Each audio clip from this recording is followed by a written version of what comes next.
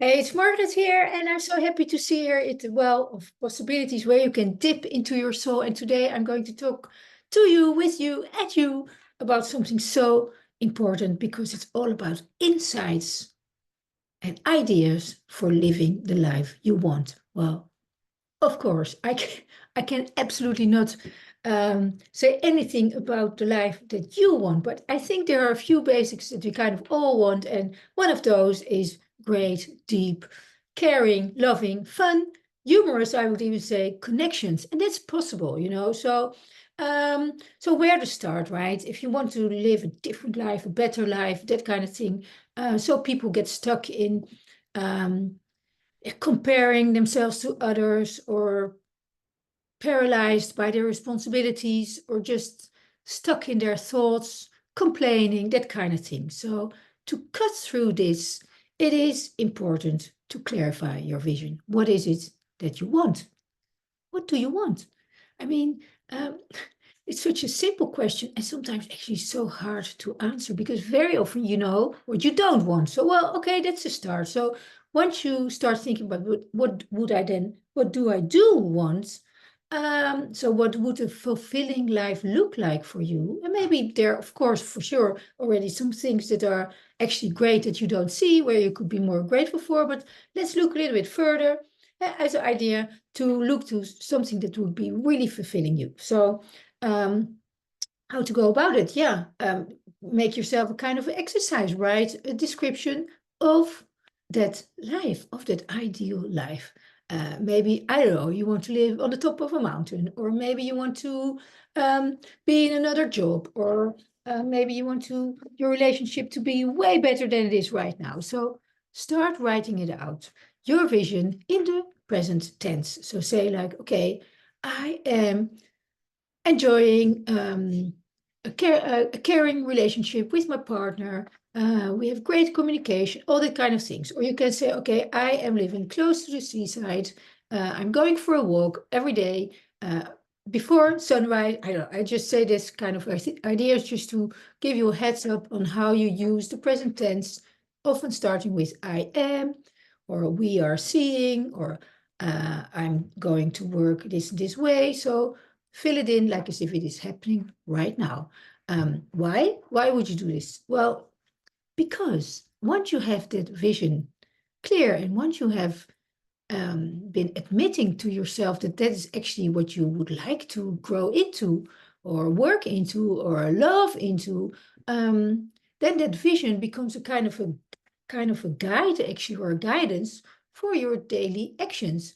Because let's stick to the example of a relationship. If you want to live a good relationship, want to have a good relationship, with, whether it's with your partner, your children, or whoever, then it is important to say, okay, but how do I show up in this relationship? How do I step in, loving, caring, connecting, all that kind of thing. So I am connecting, da da da da da. So fill in the blank for you, for your vision. And that's how you basically start if you want to live the life that you want, because wishing is not enough. Hope is not a strategy. So take a pen and paper, write it out. That's clear, right? So, and then intentional goals, they are really a next step because once you have this vision, it's important to establish some goals or some steps or some ways in how you can get there, how you can align your daily routine or the way you connect with people with that vision. So you can break down each goal into little steps. I mean, success is not, and I mean success in any way, right?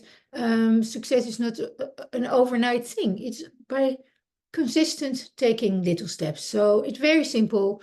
It's very doable also because so often people want to kind of catapult themselves into ultimate state of happiness. Well, that's just not how it works.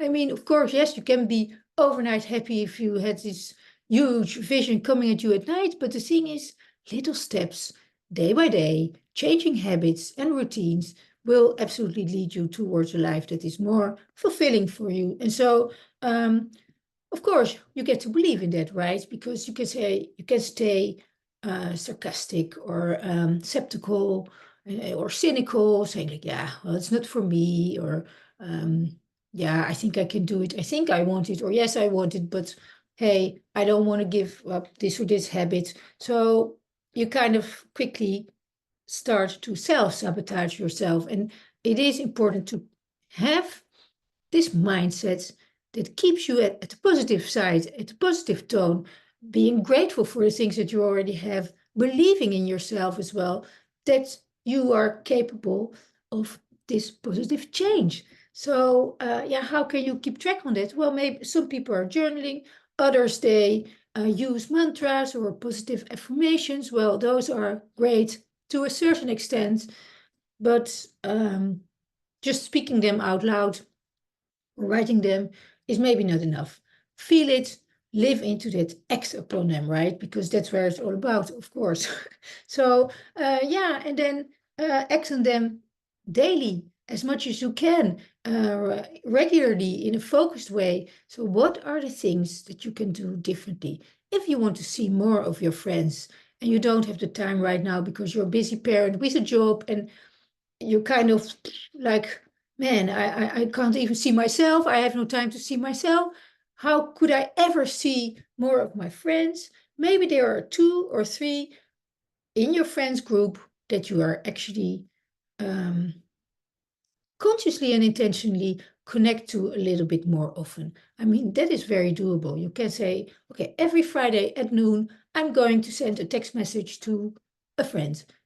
You could calendar it in. It's nice. I mean, this is a way of reaching your goals. For example, more connecting relationships. So it's just examples that I'm giving.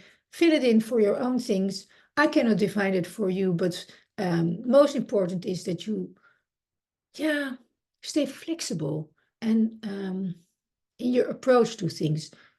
You have your vision clear. Yeah, the way you get there can change. It's not always going as you think it will go, but take your steps, the steps that you define. Stay open and willing also to adjust your plan if it's needed, right? If you cannot call or text a friend at 12 at noon on Friday, maybe you can on a Saturday or a Sunday afternoon. So, don't hang up on the details. Regularly review your progress. Define the areas of your life where you want to improve. I often make it very easy by saying, okay, focus on friends and family, focus on finance, which includes also your job responsibilities, focus on faith, so any spiritual intelligence, connections, that kind of things. Focus on fun, of course, and focus on fitness. So those 5 F's are great areas to start with.